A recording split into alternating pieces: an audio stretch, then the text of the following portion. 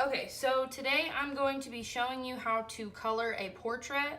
We're going to be using colored pencils in this tutorial, and I'm going to be focusing heavily on the element of value. Value is the lightness or the darkness of a color, and it's going to be very important when we're shading a portrait. So, the first thing that you need is your reference photo. You're still going to need that if you're coming from the grid drawing tutorial. This is what's going to be important because we cannot guess the darkness and lightness of a portrait. You need your drawing. If you have not completed drawing your portrait and erased your grid lines, you need to finish that before you come to this tutorial. Okay? You might need a pencil just to map out different parts of the face where we see the darkness and lightness. We're going to need colored pencils. And then the last thing we're going to need is a value scale. Now, I've made one in pencil here. I've also made one here in charcoal. But my most important one is right here. And I actually cut holes out of it. And the reason I did that is because if you have a black and white photo, which most of you should, you can actually use those punched holes to match up how dark a certain area of your portrait is. So, if you don't know how to use the create a value scale, or you want to create a new one and punch holes out, there should be a worksheet on the back table. So the first thing we are going to do is identify a light source. The light source is the source from which most of the light is coming from. Most of the time, if we're drawing from memory or from fantasy, we are going to make up our light source. But if we have a reference photo, we can usually guess where the source of light is. I've chosen right here because if you look in my picture, most of the light areas are on this side of the face. And a lot of the darker shadows are over here and underneath the neck.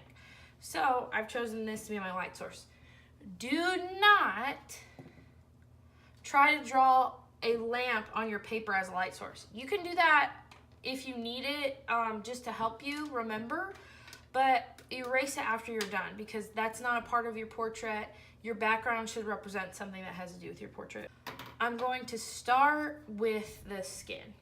So what I would also get is an extra sheet of copy paper that you can use to kind of mix colors and see how they look on the paper.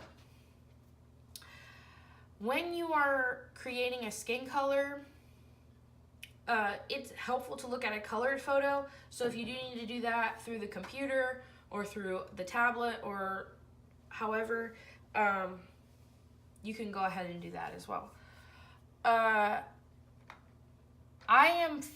I'm looking off here at a colored photo of this. And so I am going to just play around with some colors.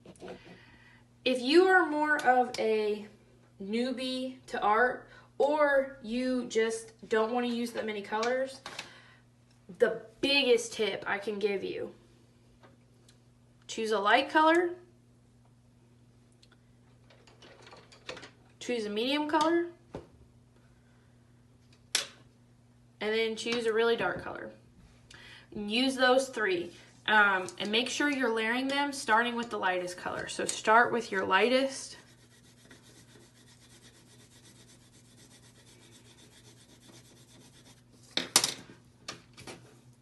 Then add your next color on top.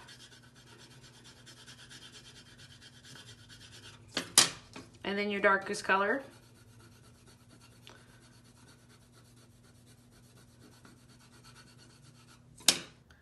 Okay, so for my lightest color, I chose to lay down this peach color and then put a little bit of yellow on top. For my middle-ish color, it's this combination plus terracotta. And then for my darkest shade right here, I added this whole combination plus this brown and then blue on top. Now I might add the blue, I might experiment with a couple other colors, but I'm thinking right now these are the ones I'm going to use.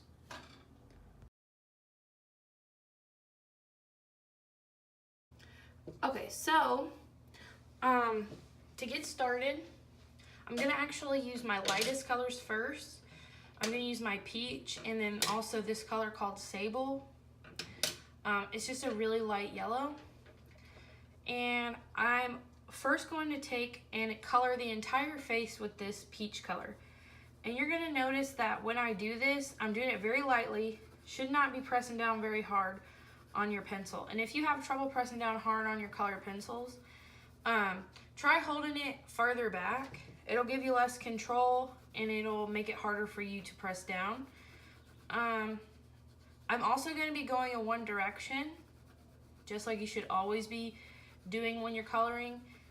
And I also am going in kind of circular motions. And the reason that is because when you go to blend all of these colors together with your white, using circular motions is going to keep everything really smooth. Okay? So I'm going to go ahead and go through and color the whole entire face with just this peach color. Okay, so now that I've colored my skin completely one color, I'm going to go and look at what is the next darkest. So that's where this value scale is going to come in handy, because I can look and see what's next to my lightest color. So there's a couple things that I see. Right in this area, there's a little bit of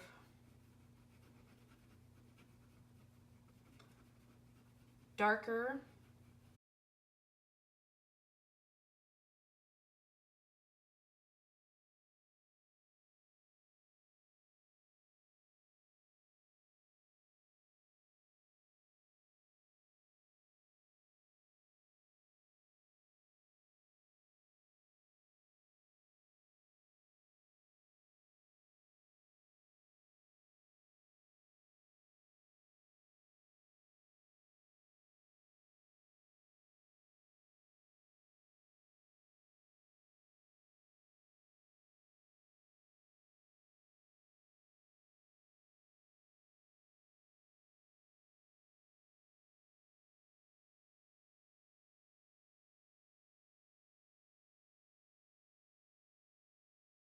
Okay, so now I'm gonna find my next color, which is terracotta. And I am going to, again, look at my value scale and see what is the next darkest area. So I did put some yellow underneath here, but layering is going to be very important when you're doing a portrait. So even though I did add yellow here, it doesn't mean that I can't go a little darker. So I see that I need to add even darker colors underneath the eye.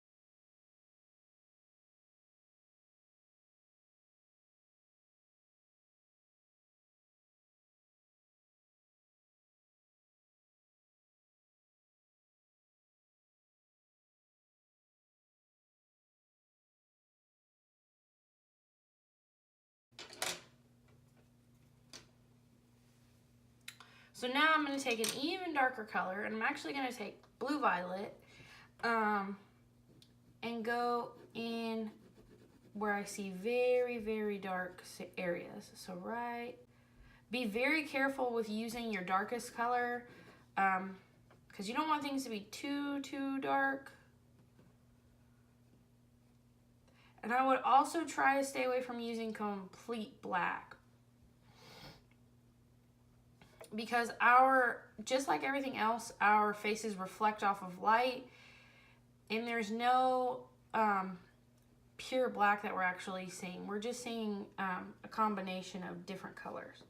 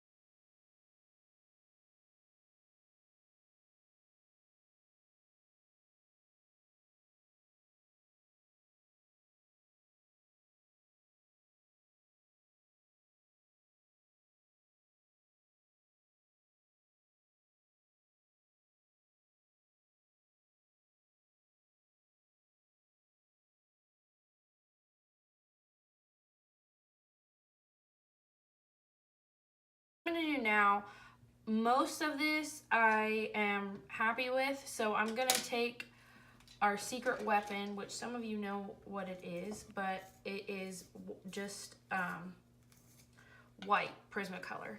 And I'm going to start blending this out. Now, when you're blending, you can kind of press down pretty decently hard, but know that when you're doing that, you're pushing down the fibers of the paper, and so it's going to be harder to make things look smooth if you add them on top.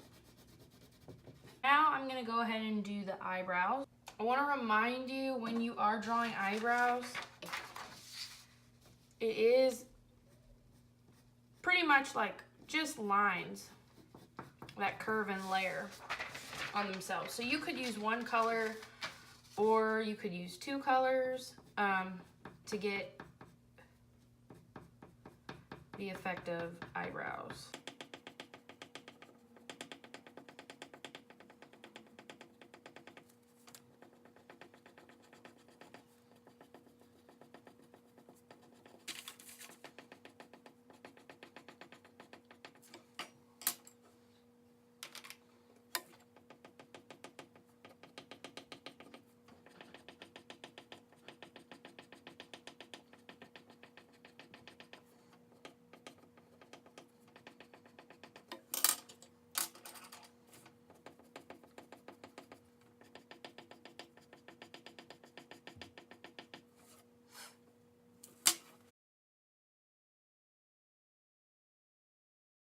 Okay, so now I'm going to move on to the eyes. This is one of the only times I'll be using black, and it's for your, you guessed it, your pupils. So your pupils are right in the middle of your eye.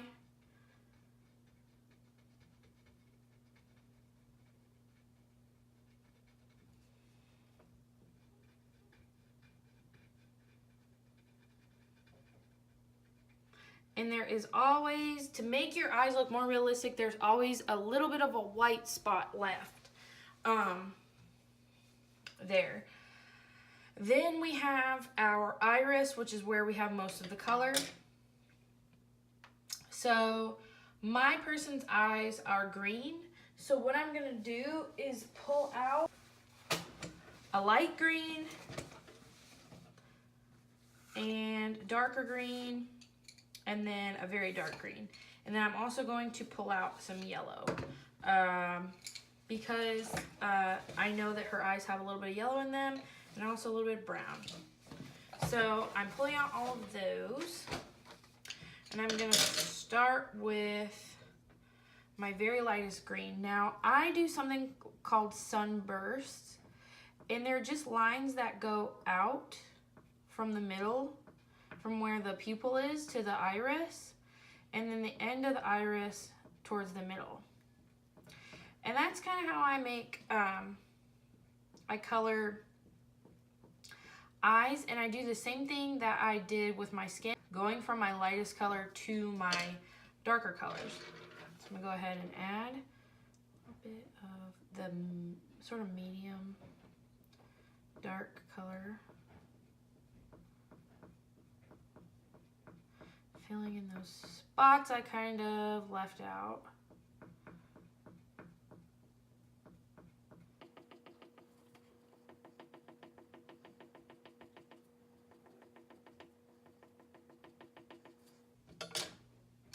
And then I'm going to take my very darkest, and I'm going to go and outline the inside and the outside.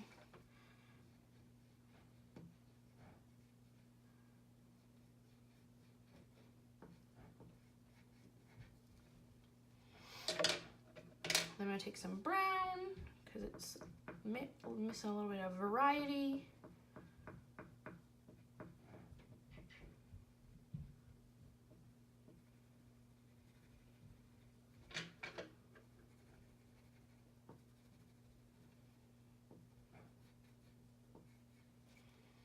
And then a little bit of yellow.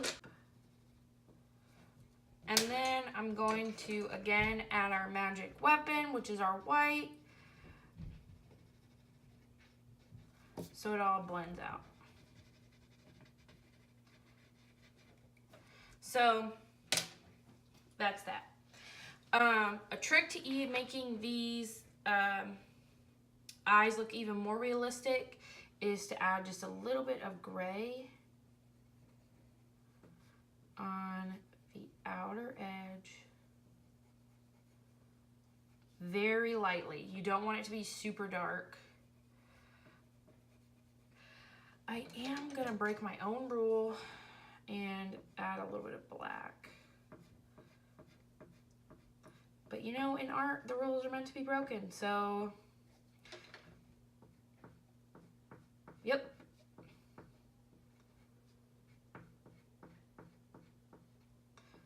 And I'm actually gonna go now and go and do my eyelashes. Okay, so the next part of this is the mouth. And so you're really gonna wanna look at your reference photo for this, just to see where your darkest areas are, and your lighter areas. So I'm just gonna leave that. I'm gonna try to leave it so that way you can see what I'm looking at. There we go. Ooh, weird. Okay, so same thing I did with the eyes. I'm gonna pick a light color, which is gonna be this peach, middle color, which is gonna be this terracotta, and then a very dark color, which is gonna be this Tuscan red. So I'm gonna start by looking at my reference photo. Same thing like I did with the skin, just going all over. Now I'm gonna look at the next darkest area. Which would obviously be mouth area, so the opening area.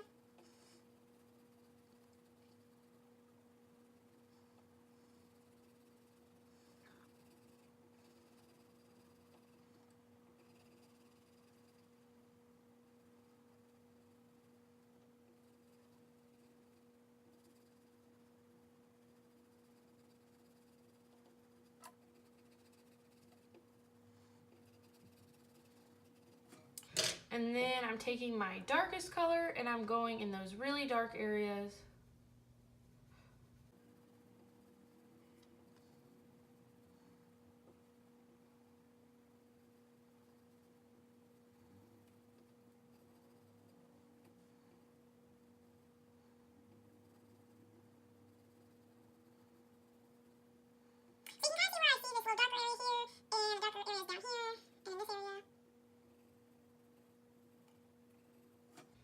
Okay, so now I'm gonna go ahead and go over all of that with my white again. You could even go ahead and take that blue that you used earlier, or your dark kind of weird color.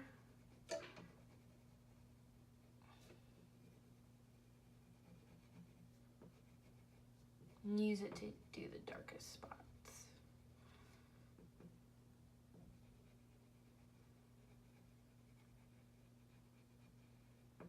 And there you go, there you have it.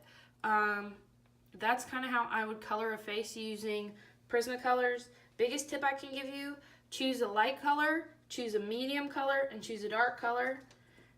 And make sure you are looking at your reference photo and you're looking at your value scale so you can match up where things are darker as opposed to where things are lighter.